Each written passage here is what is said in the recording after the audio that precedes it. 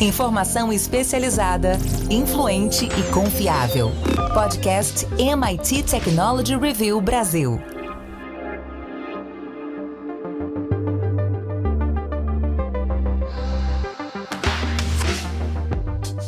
Olá, eu sou André Miceli e esse é mais um podcast da MIT Technology Review Brasil. Hoje eu, Rafael Coimbra e Carlos Aros vamos falar sobre as redes sociais. Será que elas deveriam trazer um anúncio sobre os possíveis impactos na nossa saúde?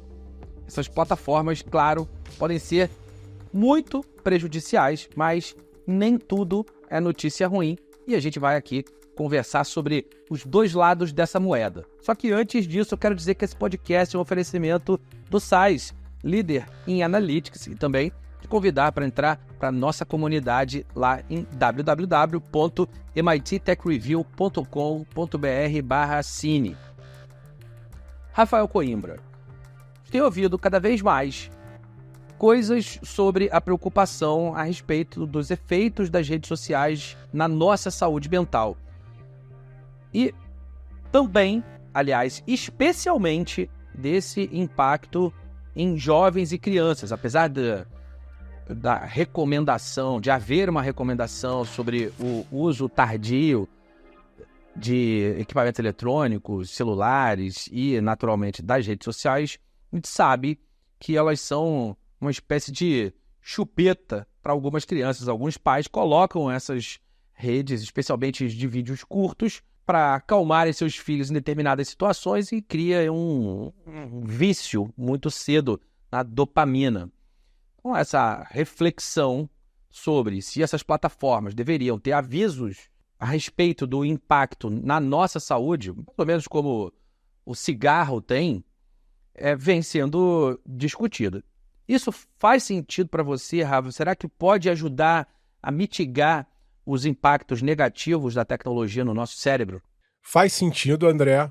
Ajuda, mas obviamente não resolve. Então, isso é uma parte de uma grande equação. A gente tem que colocar as coisas no seu devido contexto, porque quando a gente está falando de efeitos de redes sociais, a gente tem que lembrar que é tudo muito recente. Né? Em escala humana, a gente está falando aqui de 10, 15 anos que essas redes começaram a ficar mais poderosas, a entrar nas nossas vidas. Não estou falando daquela internet em que a gente entrava num site, demorava um tempão, mas no momento em que surge Facebook, Instagram, o YouTube, TikTok, e a gente começa a interagir mais com as marcas e com a gente mesmo, por meio dessas plataformas, essa mudada, essa virada de chave, ela aconteceu muito recentemente. E aí, André, essa virada pega várias gerações. Pega nós adultos, e pega crianças e adolescentes. Então, a primeira diferenciação que a gente tem que fazer aqui é: nós adultos corremos algum tipo de risco, de alguma influência negativa, por ficarmos ali viciados em microdoses de dopamina em redes sociais? Sim. Corremos mais ou menos risco do que crianças e adolescentes? Menos. Por quê? O que os especialistas têm dito, mais recentemente com mais ênfase, porque, novamente, os estudos começam a aparecer mais agora. A gente não tinha nem tempo para fazer estudos de longo prazo para medir esses efeitos. Eles dizem o seguinte: lembrem-se que crianças e adolescentes estão num período de formação. O cérebro da criança está sendo formado. O cérebro do adolescente está passando por uma série de transformações. Os hormônios estão mudando. Tem toda uma questão ali do bullying que entra, né? Os adolescentes se comparando, tentando se entender, virando adultos. Essa, portanto, fase da vida de crianças e adolescentes é muito mais sujeita a influências do que as redes sociais têm de impactos negativos. Então, o primeiro corte que a gente tem que fazer é isso. E aí, essa questão da rotulagem, André, apareceu no artigo escrito no New York Times pelo Vivek Murthy. Ele é uma espécie de porta-voz do setor de saúde pública dos Estados Unidos. E aí tem um guia, eu fui lá dar uma lida no guia de recomendações, em que ele obviamente diz que nem tudo é ruim, né? Não é uma coisa de demonizar as redes sociais, parem, cortem tudo, bloqueiem tudo, né? Quem quiser depois dar uma entrada a fundo nesse assunto. Vai sair agora em português o livro A Geração Ansiosa, do Jonathan Haidt, que é um best-seller internacional nos Estados Unidos, principalmente, e agora está chegando aqui em português em julho. O livro é mais enfático, né? Mas o Vivek Murthy, ele fala, olha, tem que alertar as pessoas, como você bem colocou, André. Tem que ter ali uma rotulagem, talvez não um dano quanto o do tabaco, mas, por exemplo, a gente começa a ver aqui no Brasil a rotulagem de chocolate, alto teor de sódio, de açúcar, de gordura. Esse tipo de informação, ele vai fazer com que pelo menos a criança e o adolescente parem para pensar. Obviamente que a gente sabe que criança e adolescente pode muitas vezes olhar aquilo ali e ignorar solenemente, mas seria um primeiro passo para que a gente começasse a fazer um controle. Só para dar alguns dados que ele cita nesse relatório de saúde pública, ele diz o seguinte, que adolescentes que passam mais de 3 horas por dia nas redes sociais têm 2 vezes mais risco de sintomas de, por exemplo, ansiedade e depressão. E ele diz que 50% dos adolescentes dizem que se sentem piores em relação aos seus corpos. Então, o que a gente vê no ambiente online são adolescentes se comparando o tempo inteiro. Numa vida cheia de filtros, tá todo mundo ali sarado, né, bem, com várias conquistas, ninguém é triste no Instagram, e obviamente quando a pessoa se depara com a situação real, ela acaba ficando mais deprimida ou ansiosa. Novamente, só para dar o contraponto, existe, inclusive nesse documento, uma informação de que alguns grupos de adolescentes, por exemplo, de crianças, podem ser beneficiados com a tecnologia. Exemplo, uma criança muito solitária, ela às vezes vai encontrar nas redes sociais um ambiente de mais segurança para que ela se socialize. Ou adolescentes que estejam, de alguma forma, se sentindo discriminados, pertençam a alguma minoria. Essas pessoas podem, por meio dessas plataformas, se conectar com outras pessoas que têm essa mesma sensação e obter vantagens em relação a isso. Então, novamente, não é uma questão de colocar uma coisa totalmente ruim ou totalmente boa, mas é só para que a gente comece a esclarecer, isso vale para crianças e adolescentes, mas também para os adultos, educadores, pais, responsáveis, etc e tal, porque isso é novo, está chegando agora. Então, é o momento, sim, da gente rediscutir os efeitos colaterais das redes sociais. Carlos Aros, essa interseção entre saúde mental e privacidade é um ponto relevante para essa questão de comparação. Adolescentes que se comparam com os seus amigos, crianças que já crescem nesse ambiente quase de competição pela atenção. E isso vai se tornando ainda mais evidente quando nós consideramos como as plataformas utilizam os algoritmos para manter esses usuários engajados. Então tem o que eu posso ver e aquilo que o algoritmo me apresenta, que naturalmente muitas vezes acaba explorando uma espécie de vulnerabilidade. O algoritmo me apresenta temas que são caros para mim, porque ele quer a minha atenção, e do outro lado, ele monetiza essa história. Só que existe uma falta de transparência nesse processo, em como os algoritmos funcionam. Como você acha, Aros, que essa falta de transparência e a coleta de dados nessas redes sociais, que elas podem agravar esses problemas de saúde mental e também que medidas você enxerga que podem ser tomadas para proteger os usuários, mantendo de alguma maneira a privacidade, a integridade dos dados ou dando escolha para esses usuários? Acho que o Rafa tocou num ponto importante, que é o da educação. Educação barra conscientização, barra orientação, enfim, o nome que a gente queira trazer aqui. Porque a falta de transparência em si, ela oferece riscos, ela traz questões que acendem um sinal de alerta, mas, ainda que haja a falta de transparência por parte das organizações, se o usuário está preparado e está orientado para desconfiar, para entender, para não ser levado ao erro, não ser induzido a um entendimento e a um uso pouco racional daqueles instrumentos, daqueles recursos, a gente consegue fazer uma espécie de contrapeso. Agora, evidentemente que culpar a plataforma no todo não é o caminho, e está aí, os estudos têm mostrado isso cada vez mais. A grande questão está na maneira como as pessoas têm enxergado e encarado cada vez mais esses universos, né?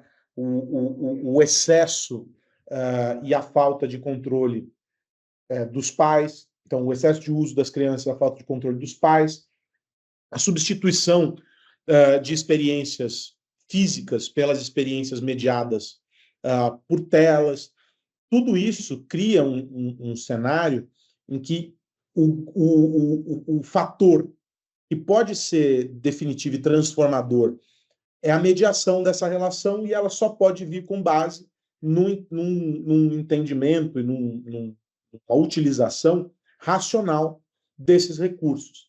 Cada vez que a gente olha as pesquisas que mostram, por exemplo, o consumo de informação, então as pessoas passam menos tempo consumindo televisão aberta, por exemplo, e estão cada vez mais conectadas no celular vendo o streaming. O Ibope divulgou recentemente dados consumo de vídeo, e aí teve uma oscilação mínima ali no consumo de TV, né, no linear, e um aumento expressivo do tempo que se gasta com a tela.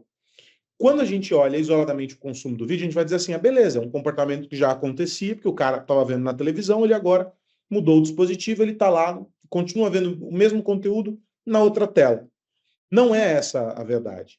Há uma subcamada de navegações, o cara vai mergulhando em uma série de pop-ups que surgem na tela, e a notificação, e ele vai entrando num looping, aí é o aplicativo de mensagem, é o aplicativo de comida, aí é a rede social de foto, é a rede social de vídeo, e ele vai entrando nesse processo em que ele basicamente transfere todo o comportamento da vida dele para dentro daquela realidade mediada por tela. A ponto de algumas pessoas, isso não é incomum, o WhatsApp caiu, o cara fica prostrado em frente à mesa porque ele não pode mais trabalhar. Mas nós trabalhávamos antes da existência do WhatsApp, havia outros recursos antes dessa rede social existir. Mas as pessoas modularam o pensamento e configuraram as mentes para a compreensão de que aquilo ali é o único caminho. Talvez ele seja o principal, o mais importante, o mais utilizado, mas ele seguramente não é o único caminho. Então, o ponto, como regra geral, é a gente trazer para dentro do ambiente de formação desses indivíduos, e aí isso exige duas pontas. Isso exige que a gente trabalhe com os adultos, porque tem um tipo de orientação para esse uso, e umas experiências e alguns vícios de vida, da existência, e que a gente trabalhe isso também com os jovens. Mas aí com os jovens numa formação para tentar trazer, sem esses vícios, uma nova perspectiva sobre o uso dessas ferramentas. Isso tem a ver, no limite, com o fato de que os jovens e os idosos são mais suscetíveis a serem enganados por fake news. Isso está extremamente relacionado ao uso inconsciente dessas ferramentas. Não só no que diz respeito à saúde mental, tem impacto sobre as vidas dessas pessoas. Nós estamos falando de golpes e de prejuízos, da construção de uma visão de mundo baseada em falsidades, baseada em mentiras. Então, tudo está interligado. O grande ponto é que a gente ficou tentando, ao longo do tempo, criar regras, estabelecer por meio da força de lei, criar, enfim, protocolos para essas ferramentas e tal, e a gente atacou pouco o aspecto social da rede social. A gente atacou pouco o aspecto humano, aquilo que é do indivíduo. E aí a gente tem uma geração que foi formada com base no aprendizado do vou fazendo e descobrindo, e não do vou fazendo à medida que sou orientado para este tipo de uso. Então eu entendo que, antes de qualquer coisa, o mais importante no processo é que as pessoas tenham uma racionalidade, uma formação que as permita conhecer esses instrumentos. As redes sociais, elas não vão desaparecer. Elas estão sendo transferidas para outros meios, para outros ambientes em que a gente não reconhece a rede social pura e simples, mas ela está lá. Então, no ambiente de trabalho, hoje a gente tem lá o Google, tem acho que é o Workspaces, né, do Google. Aí a Microsoft tem o ecossistema dela. São redes sociais. travestidas de um ambiente de trabalho, com o mesmo tipo de demanda, porque o cara leva para casa também, então ele tem nas 24 horas do dia acesso pelo celular, notificações e mensagens e arquivos e isso e aquilo. As redes sociais, elas estão presentes em todas as plataformas, não só naquilo que a gente entende hoje como rede social. E essa mudança, ou essa a penetração cada vez maior desse modelo social em todos os ambientes, que foi o mesmo que aconteceu com a gamificação. A gente achou incrível gamificar, e daí a gente gamificou tudo. Tudo virou um processo que tem como princípio a gamificação. Esses modelos levam a essa navegação mais profunda, esse processo que um cara vai ficando lá. E já que ele vai ficar por muito mais tempo lá, isso precisa ser racional. Então, na escola, a gente precisa trabalhar isso. No trabalho, a gente precisa investir na conscientização e na educação para que as pessoas saibam como usar esses instrumentos. E tudo isso carregado de significados que se equivalem com aquilo que a gente entrega para as pessoas no ambiente físico. O problema é que a gente não entende que o que acontece no mundo físico também acontece no digital, com pequenas alterações, com pequenos ajustes. E como isso não é transparente, as pessoas não conseguem entender, elas se assustam e caem nesse processo que hoje é viciado de se perderem dentro desses ambientes. Então, não é por meio de regulamentação, não é imputando responsabilidade na plataforma, é por meio da educação para o digital que a gente vai conseguir criar uma sociedade mais forte dentro desse aspecto. Entre outras coisas, a melhoria da qualidade de vida desses jovens, o combate a vários crimes que são cometidos no ambiente digital, passa pela educação. A redução do impacto das fake news passa pela educação. Tudo passa pelo investimento em pessoas. E aí depois a gente chega nas ferramentas. Rafa, falando desse processo de ajuste, de equilíbrio, tem um ponto nessa história que é a participação do governo. Dá para dizer, ou já dá para dizer, qual é o equilíbrio ideal entre a regulação das redes sociais para proteger a saúde mental e a liberdade de expressão, por exemplo? Como governos e empresas de tecnologia podem trabalhar juntos para encontrar essa solução? Dá, André, e já está mais do que na hora. Então, uma medida simples como essa, eficaz, sugerida lá, que é uma rotulagem, então ninguém está sendo obrigado a não usar a rede social, mas é uma questão de informação, e isso é uma coisa que tem que ficar cada vez mais visível. Repito, a gente está saindo de uma fase de encantamento com a tecnologia. A gente achava, 10, 15 anos atrás, que rede social era tudo legal, que bacana, vou me comunicar, vou encontrar pessoas que eu não vejo há muito tempo, é tudo instantâneo, que legal. Mas a gente está vendo que nem tudo é tão legal assim. Então, é um momento de repactuação com a sociedade. E aí, obviamente, o governo está ali no papel de representante e de coordenador. Como é que você vai fazer, por exemplo, se fosse essa uma proposta para frente, como vai ser essa rotulagem? Ou como você pode, aí sim, obrigar as plataformas a educar, a fazer campanhas de conscientização? Novamente, não estou falando de restrições e cortes radicais, estou falando de orientação. E eu acho também, André, e aí também nesse relatório lá do porta-voz norte-americano, tem uma questão que eu acho muito importante que o governo poderia entrar, que é fazendo pesquisas sérias. A gente ainda tem muita divergência, ainda temos poucas pesquisas que conseguem realmente provar que existem efeitos negativos das redes sociais. Então, óbvio, faz-se ali muita correlação. Olha, dos anos X para cá, a gente viu aumento de número de casos de suicídio, de depressão, de uso de medicamento tal e qual, mas é preciso que o governo, via universidades, sobretudo em parceria com universidades públicas e órgãos de saúde também, o governo, vamos pegar aqui o Brasil, a gente tem um sistema muito consolidado de dados do SUS, por exemplo. É importante que se faça análise de dados e façam-se pesquisas que comprovem realmente que existem impactos negativos ou positivos para que a gente possa, a gente que eu digo governo, tomar as decisões baseadas em cima de algo concreto e não de especulações. Então, existem pesquisas. Está muito claro que tem efeito negativo? Tem, mas a gente realmente ainda não sabe os detalhes, que grupo mais específico está sendo atingido, de que forma está sendo atingido. Essa é uma coisa muito importante. A outra, André, eu acho que é preciso a gente também ampliar um pouco o debate saindo da saúde pública. Claro, saúde mental é uma coisa que importa, mas se a gente for levar à frente essa discussão, por exemplo, eu estou lembrando aqui de uma pesquisadora, inclusive do MIT, a Sherry Turkle, que estuda esses efeitos de telas sobre a sociedade há muitos anos. Ela tem um livro chamado Alone Together, tem um outro chamado Reclaiming Conversation, em que ela aborda como nós, humanos, estamos perdendo a nossa capacidade de socialização, de conversa. Veja, conversar é uma coisa humana, é o que nos diferencia de outras espécies. E o que a gente tem observado é que essa nova geração muitas vezes não consegue fazer contato visual, não consegue conversar. Há casos recentes de pessoas da geração Z, quem nasceu entre 95 e 2010, que está indo fazer entrevista de emprego com os pais, porque perde a capacidade de autonomia, de socialização. É óbvio que isso pode resultar em doenças mentais ou em saúde mental, em algo mais grave, como a gente já falou aqui, ansiedade e depressão.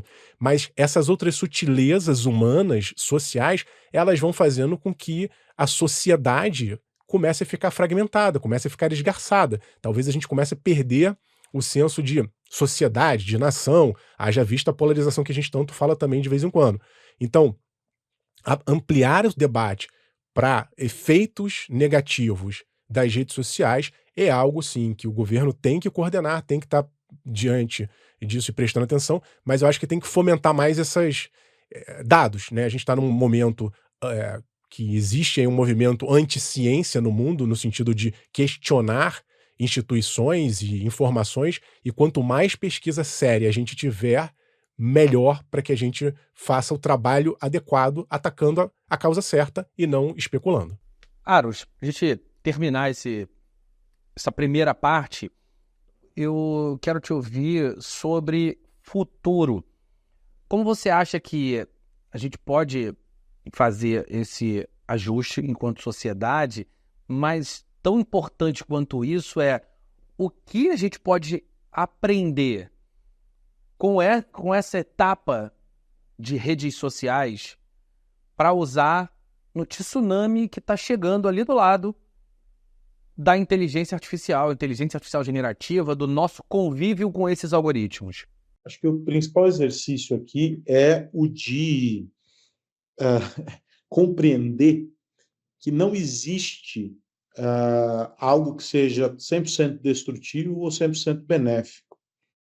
E que existe o potencial de construção de uma rota positiva a partir do uso que a gente faz. Então, há várias iniciativas dentro do ecossistema de redes sociais que privilegiam boas experiências para os usuários, né, reduzindo o impacto nocivo da exposição a determinados conteúdos, as manhas e artimanhas de algoritmos e afins.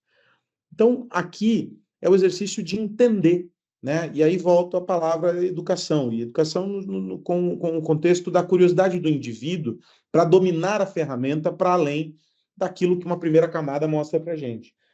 Nós estávamos conversando aqui antes de iniciar essa gravação sobre inteligência artificial e sobre como há uma evolução notável na experiência com o ChatGPT, por exemplo, quando ele é usado como um instrumento ali de apoio às tarefas que a gente desempenha. Eu uso, você usa, André, o Rafa usa, mas a gente vai além de uma primeira camada para entender como é que a gente adapta aquilo à nossa realidade, como é que a gente constrói aquilo como um instrumento de força, né, que dá mais potência para as nossas atividades, para as nossas realizações. O grande pulo do gato é saber fazer isso em escala, fazer com que toda a sociedade consiga atuar dessa maneira. E não é isso que acontece. A primeira etapa é o susto, é o desespero de que aquilo ali vai roubar um emprego, de que aquilo ali vai promover a substituição, de que aquilo ali vai colocar você em risco, sei lá, as percepções mais gerais, né? E daí, porque tal plataforma só tem bandido. Não, peraí, essa plataforma aqui não é isso. As crianças usam para jogar, e isso, aquilo outro. Tem um lado positivo. A gente se assusta com a história ruim e se deixa levar por ela. Então, existe problema? Óbvio que existe. Mas a questão é como a gente encara essas questões e traz o que é problema hoje para ser solução amanhã. É do interesse dessas empresas, todas as que operam com redes sociais, as que operam as plataformas de inteligência artificial, e em alguns casos são as mesmas, que as pessoas tenham uma percepção positiva e de um uso efetivo com entregas qualificadas e com benefícios para o indivíduo, porque assim as pessoas vão usar mais. Se tiver gente morrendo e deixando de usar, é prejuízo para essa empresa. É um marketing negativo. Portanto, o exercício de se conectar com aquilo que é melhor para essa audiência, o que é melhor para o usuário, é o exercício padrão, ou pelo menos deveria ser, de quase todas as empresas. Por isso que elas têm se comprometido com algumas iniciativas, por isso que elas têm feito mudanças nas interfaces, por isso que algumas dinâmicas de plataformas têm sido alteradas, porque alguns desses impulsos, desses inputs, foram apresentados e foram acatados. Então, eu não vejo outro caminho que não da adoção com cautela, mas da adoção com o interesse em fazer com que aquilo de fato funcione. Não é adotar, se assustar e, num primeiro momento, abandonar. Né? Veja, há escolas que proíbem, por meio de firewall, de alguns bloqueios em rede, que os estudantes acessem redes sociais. Isso é positivo? Eu não sei se é. Eu acho que, dentro de um contexto em que a população majoritariamente usa isso como um meio de interação, mais saudável seria eu propor, enquanto escola, que a molecada pudesse usar aquilo associado a um interesse comum. Escola mais estudante. Um propósito construtivo, portanto. Mas não é isso que acontece. A gente acaba assumindo a proibição, assumindo a restrição, como se ela fosse o caminho. E é nesse ponto em que a gente começa a fazer isso que a gente desconstrói. Então, várias políticas foram sendo estabelecidas com base na ótica e na lógica do medo. E não é isso que vai nos ajudar a trazer resultado para esse processo de apaziguar as coisas e de trazer a ferramenta como algo que vai somar, que vai gerar benefício, que vai gerar vantagem. Eu sempre lembro que o processo primeiro envolve as pessoas, depois a regulação vem para abraçar. Se for o contrário, a gente vai limitar muitas coisas. Então, a gente tem que trabalhar com regras específicas? Óbvio que tem, não é correr solto. Mas primeiro a gente precisa entender o que a sociedade percebeu daquilo. E aí, para isso, a gente precisa dar recursos para que a sociedade perceba de maneira mais positiva. O que tem acontecido, e aí a gente salta da rede social para a inteligência artificial, por exemplo, é que o que tem acontecido é que, mesmo sem ter um plano mais geral, um plano estruturado, uma visão de futuro para aquela tecnologia, algumas regulações propõem restrições. Não sei se isso é saudável, inclusive como perspectiva para a população. E com rede social, a gente fez e faz muito isso. A gente restringe a circulação de informação, entendendo que é mais fácil eu proibir do que fazer o usuário ser dono da própria ideia e de discernir o que é correto e o que não é. A gente proíbe dentro da escola, em vez de fazer o papel primeiro da escola, que é o de educar, e de mostrar como é que eu uso aquilo de maneira adequada. E isso só acontece por quê? Porque numa etapa anterior, os adultos, os mais velhos, não são capazes, ou não foram capazes, de aprender e de entender para poder repassar esse conhecimento. Então é melhor proibir. Só que isso gera o quê? Etapas sucessivas de proibições que geram um impacto lá na frente, um afastamento dessa relação tecnologia-ser humano. E aí isso não nos ajuda em nada. Nem no combate a questões de saúde mental, que é o grande ponto no que diz respeito ao uso das redes sociais. É o grande perigo aí que a gente vê sempre mapeado, né? Se o cara está educado, se ele está preparado, se ele está mais bem instruído, a gente minimiza os efeitos negativos disso tudo. Bom, é isso, tá na hora de virar a chave. Eu pergunto pro Rafa Coimbra no que ele vai ficar de olho essa semana, Rafa. O que mais você precisa saber? Tô de olho, André, no Innovative Workplaces, nosso selo que vai premiar as empresas com mais capacidade de inovação no Brasil. Vai acontecer essa semana e eu vou pegar aqui um gancho no nosso evento para chamar a atenção de um número que foi divulgado agora pelo BNDES de uma elevação para 8,4 bilhões de reais em recursos para serem aplicados em inovação. Na verdade, não houve um aumento real, houve um remanejamento do que não foi gasto no ano passado para agora. Então, no total, né, o que não foi gasto em 2023 veio para 2024, mas fato é que existe um número bem significativo. Estou falando de 8,4 bi que está sendo colocado pelo BNDES dentro de um programa de inovação, e esse programa prevê que os empréstimos sejam feitos a uma taxa muito mais baixa do que a existente no mercado privado. Se for pegar hoje financiamento no banco, você vai ver que os juros estão altíssimos e o BNDES vai colocar dinheiro a custo baixo para inovação. Tem um detalhe, André, por mais que tenha dinheiro sobrando, e aí, de novo, é importante que as pessoas que queiram inovar se cadastrem para conseguir esse financiamento a custo baixo. O Brasil está com 1,15% em média do PIB em programa de desenvolvimento e inovação. Se a gente for comparar isso com os países desenvolvidos, é basicamente metade, né? As nações mais prósperas investem de 2 a 3% do PIB. Então a gente está muito atrás. A gente está em 49º lugar no Índice Global de Inovação, isso dados do ano passado. Então temos que avançar muito. A outra coisa que eu queria chamar a atenção desse projeto é que o que está sendo já analisado, o que já está sendo desenvolvido com esse dinheiro do BNDES, isso está muito voltado à política industrial. Então tem muita coisa de tecnologia pesada, semicondutores, telecomunicações, saúde, tem umas coisas legais de ligadas a meio ambiente, ESG que eu vi, mas eu acho que está na hora da gente também olhar, não deixando de lado a indústria, mas olhar para o segmento de serviços, né? O motor da indústria brasileira e de muitos países hoje está no segmento de serviços. E é importante que a gente jogue o holofote da inovação para esse segmento que está ligado à inteligência artificial, né, à camada de serviços, obviamente, não estou falando da infraestrutura, mas existe um movimento que a gente precisa fazer e eu acho que dá para tirar um pezinho do acelerador da indústria e acelerar um pouco mais os serviços.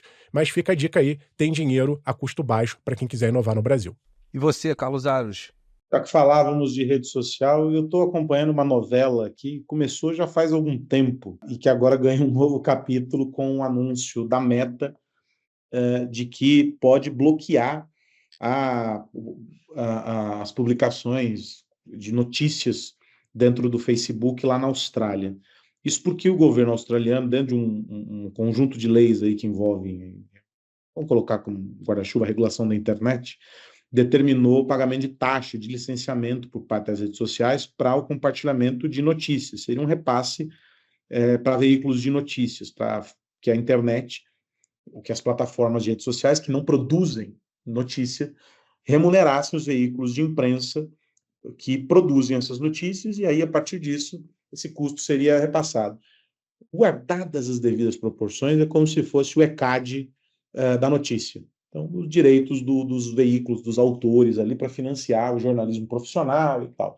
Essa medida, aliás, ganhou eco aqui no Brasil e foi muito comemorada. Entrou no pacote, se não me engano, desse projeto de lei que agora está pegando poeira em alguma gaveta no Congresso, que é a regulação da mídia aqui, da internet aqui no Brasil. Mas um executivo da Meta, uma executiva da Meta lá na Austrália, participou de uma audiência no parlamento e disse o seguinte: as cartas estão sobre a mesa. Nós vamos avaliar todas as possibilidades, inclusive o de impedir que as notícias conteúdos de notícias sejam compartilhados pelos usuários do Facebook na Austrália. com o objetivo de impedir, de evitar que se pague taxa. E aí essa é uma grande questão. Por quê? Porque o que mais se compartilha, né, entre os tópicos aí, que mais são pulverizados pelos usuários dentro da plataforma, é o conteúdo de notícia. Justamente na linha daquilo que eu dizia há pouco, que cresce cada vez mais o interesse dos usuários, isso não é só no Brasil, o Reuters Institute mapeia isso já há alguns anos, e toda vez que a gente pega por região ou por país, sempre os aplicativos de mensagens e as redes sociais aparecem no topo da lista do canal preferencial para o consumo de notícia. Isso significa que a Meta e Google, enfim, e os pares teriam de despender uma quantia volumosa em função dessas taxas para remunerar os veículos de imprensa. Então, se a mídia tradicional, vou colocar entre aspas esse tradicional, ficou muito satisfeita com a decisão do parlamento, do outro lado as big techs não.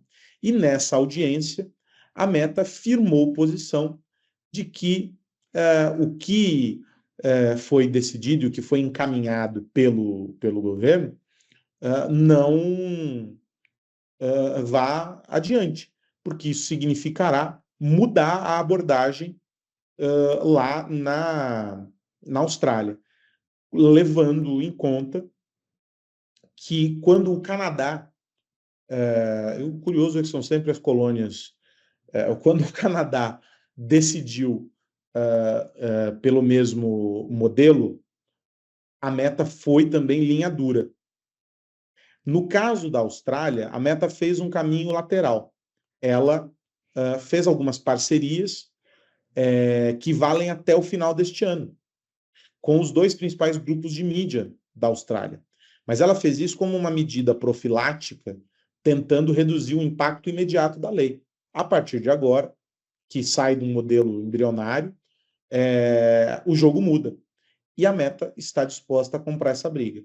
O que deverá acontecer, e eu acho que esse é o sinal que fica claro aqui, a mesma discussão movida por Austrália e Canadá esparramou-se pelo mundo.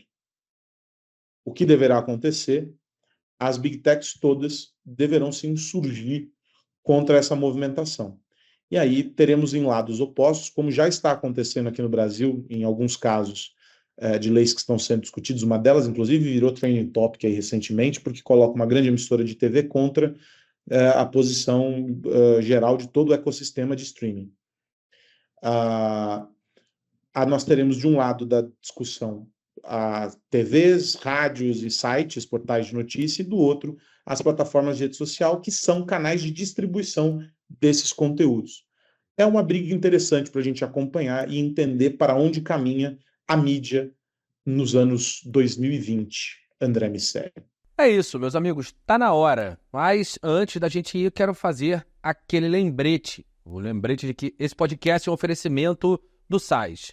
Rafael Coimbra, grande abraço. Até semana que vem. Abraço, André Aros, e a todos que nos ouvem. Até semana que vem. Carlos Aros, grande abraço para você também. Um grande abraço, André Miceli, Rafa Coimbra. A gente se encontra aqui na semana que vem. Tchau, tchau.